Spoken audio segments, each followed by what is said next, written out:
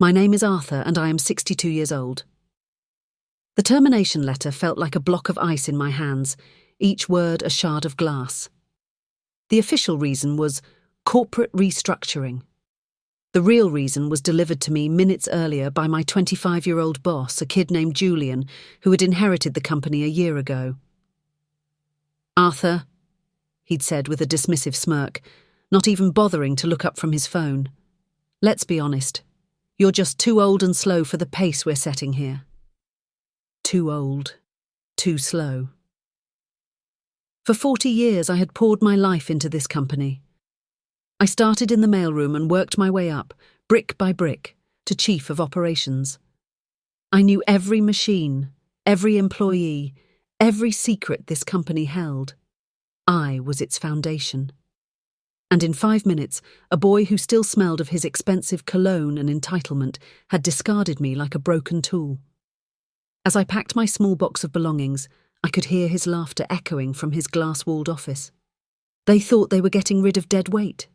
They had no idea they were a week away from the most hostile takeover of their lives, orchestrated by the old man they had just kicked to the curb.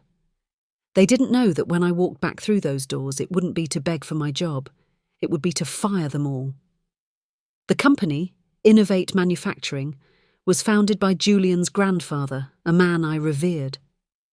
Old Mr. Henderson was a visionary, a man who believed in loyalty, quality, and treating his employees like family. I was his protégé. He taught me everything. Before he died, he sold the company to a conglomerate, but made me promise I would stay on, to be its guardian. "The corporate suits don't understand the heart of this place, Arthur," he'd told me. "You do. Protect it." And for 20 years I did. I protected it from budget cuts, from corporate raiders, from every storm. Then, a year ago, in a bizarre twist of fate, the conglomerate sold the company back to the Henderson family, specifically to his only heir, his grandson, Julian. Julian was everything his grandfather was not. He was arrogant, lazy, and had the business acumen of a mayfly. He saw the company not as a legacy, but as his personal piggy bank. He replaced seasoned executives with his fraternity brothers.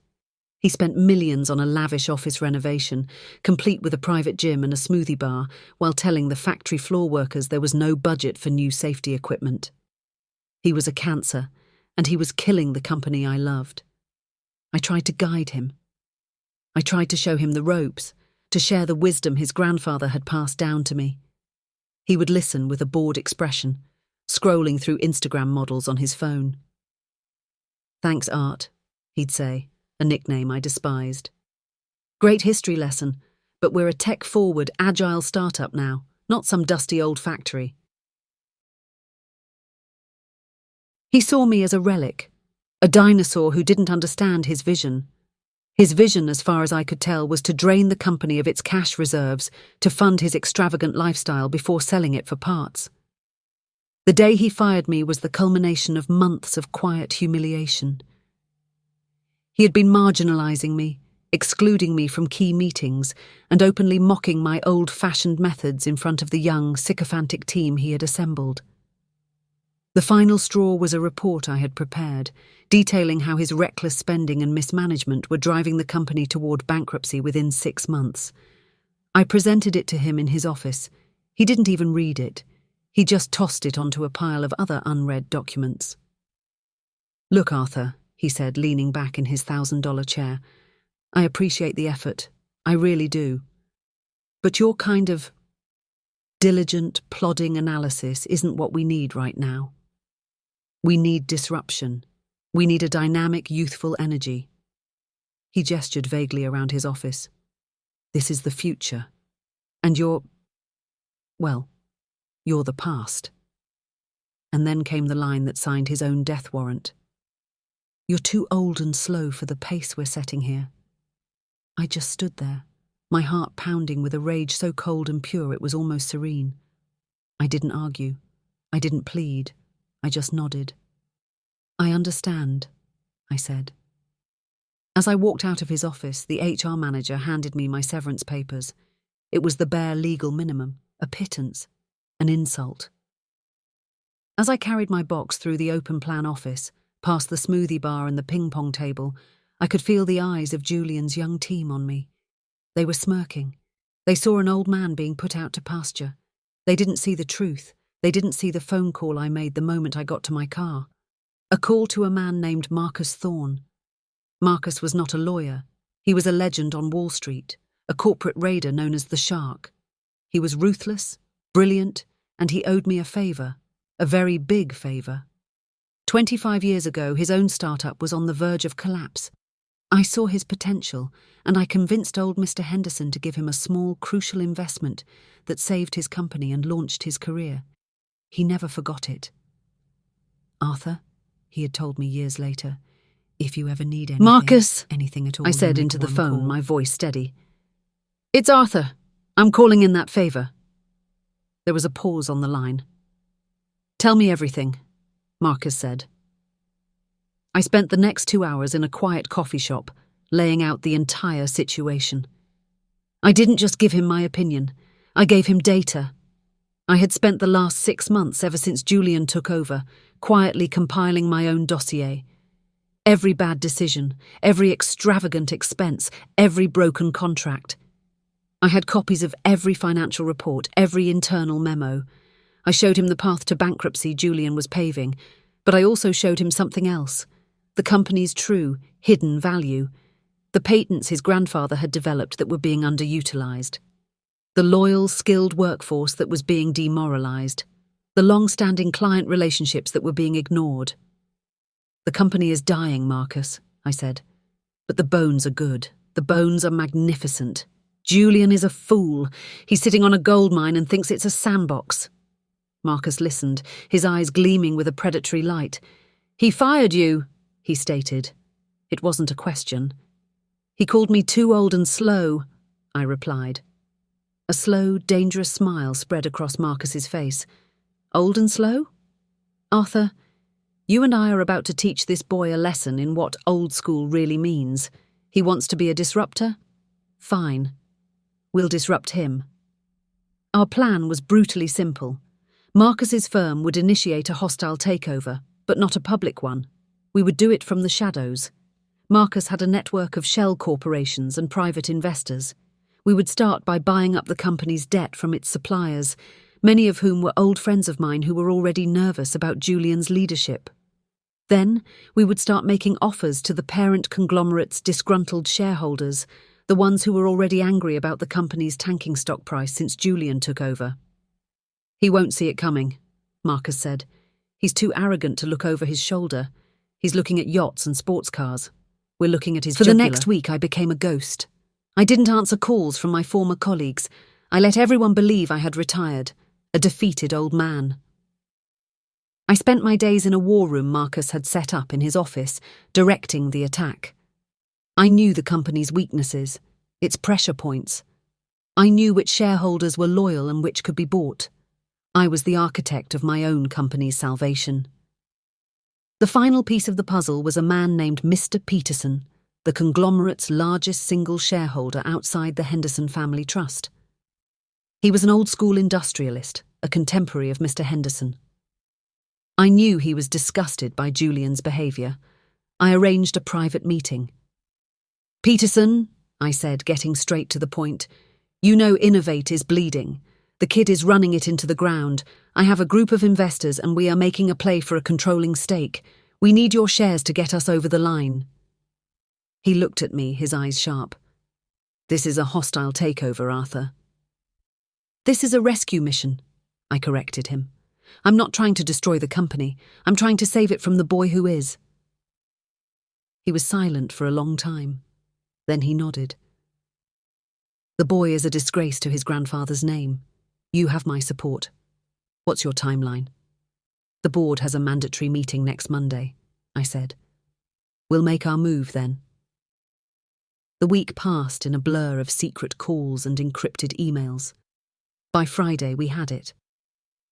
Through a web of anonymous holding companies, our consortium, secretly led by me, had acquired 51% of the voting shares.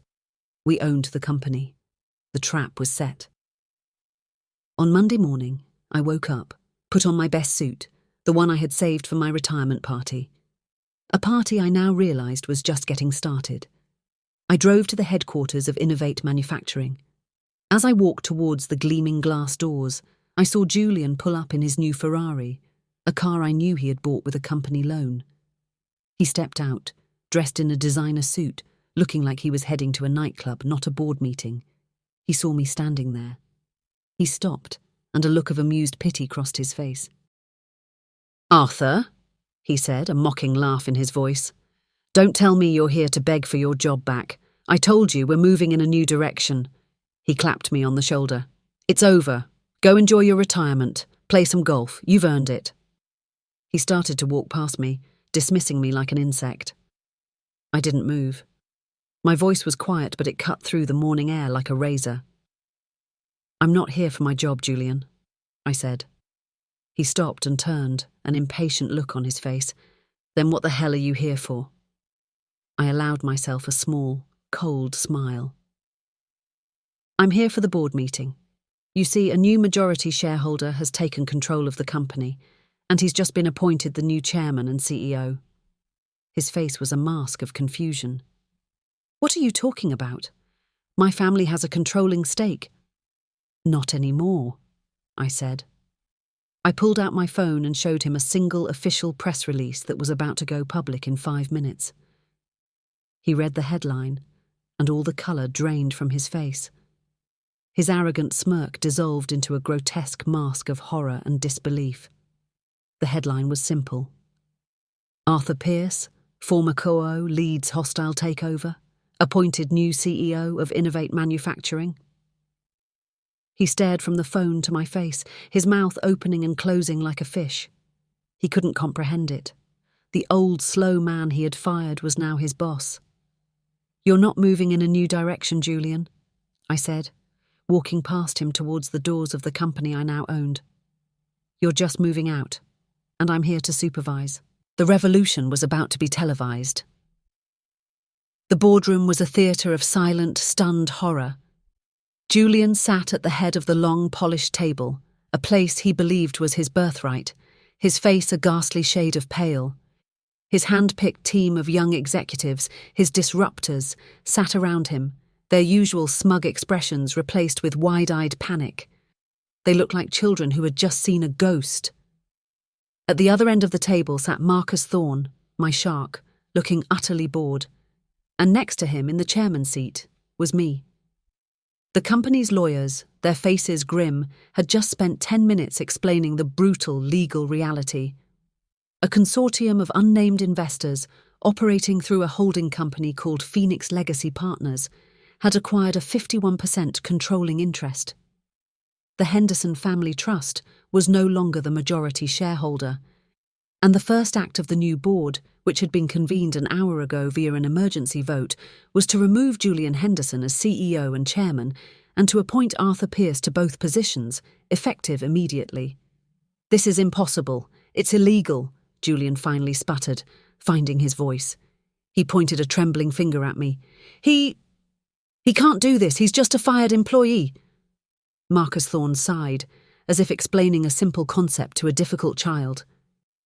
"Mr. Henderson," he said, his voice dripping with condescension. "Mr. Pierce is no longer a fired employee. He is the single largest private investor in Phoenix Legacy Partners and, as of 90 minutes ago, your boss. It's a hostile takeover, a perfectly legal one. You should have read the fine print in your company's charter. Your grandfather was a very smart man. He put in clauses to protect against mismanagement by, and I quote, arrogant, incompetent heirs." Julian looked as if he had been physically struck. "Now," I said, my voice calm and measured, resonating with an authority that filled the room, "let's talk about the future of this company. Let's talk about the corporate restructuring that is about to take place." I looked down the table at Julian's team. A row of young faces, all dressed in expensive, trendy suits, all looking at their phones just moments before. Now they were staring at me, their faces a mixture of fear and disbelief. "Mr. Davies," I said, addressing Julian's head of marketing, a 26-year-old whose primary qualification was being Julian's former college roommate. I've reviewed your marketing budget for the last quarter. You spent $2 million on a brand activation event in Ibiza that resulted in 0 new client contracts. You're fired. Security will escort you out. Davies's mouth dropped open. He looked at Julian for help, but Julian was just staring blankly at the table. 2 large security guards, men I had known for 20 years, entered the room and stood behind Davies's chair. He stood up, defeated, and was led out. Ms. Chen, I continued, turning to the head of human resources. You approved the termination of 12 senior employees last month, all over the age of 50, citing cultural fit. You replaced them with interns at a fraction of the cost, gutting this company of its institutional knowledge. This has opened us up to a massive age discrimination lawsuit. You're fired. She started to protest, but a single cold glance from me silenced her. She gathered her things and left, followed by the guards. One by one, I went down the line. The head of innovation, whose only innovation was a new flavour for the smoothie bar.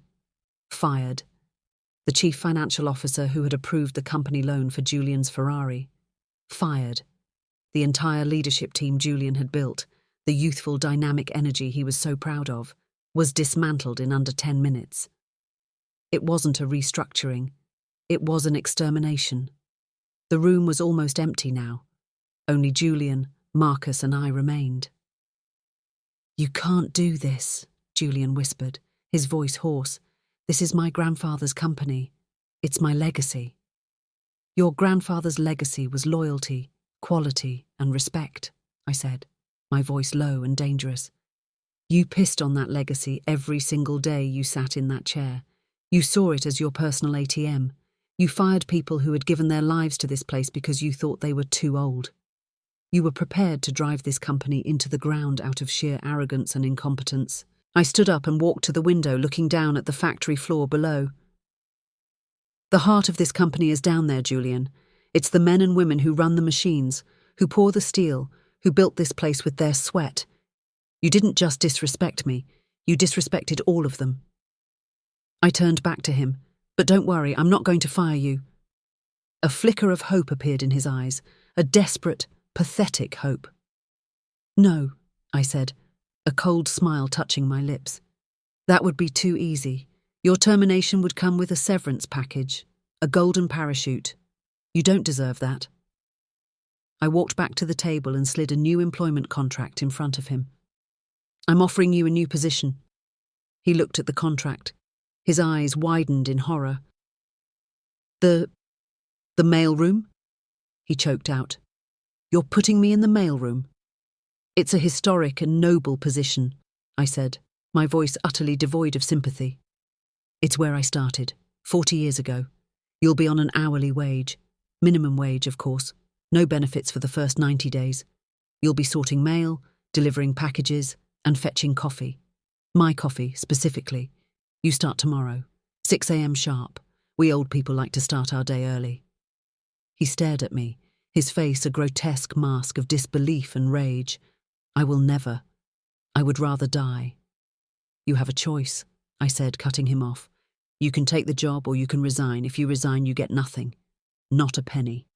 However, if you choose to resign, my lawyers, who have been conducting a thorough audit of your expenses for the past year, will be forced to file a civil suit against you for the misappropriation of company funds. The Ferrari, the trips, the watches, we estimate you fraudulently expensed around $1.2 million, and we will be pursuing criminal charges as well. You're 5 minutes late, Mr. Henderson, I said without looking up from my papers. Let's not make it a habit. He just stood there, humiliated, his face burning with a silent rage. Is there something else? I asked, finally looking at him. No, sir, he mumbled. Good, I said. Now get out. The mail doesn't sort itself. He turned and shuffled out of the room. As the door closed, I allowed myself a moment of pure, unadulterated satisfaction. This wasn't just revenge. This was poetry. The old slow man was now the king, and the young dynamic disruptor was now the jester in his court, forced to witness the rebuilding of the very kingdom he had tried to destroy. The lesson had just begun.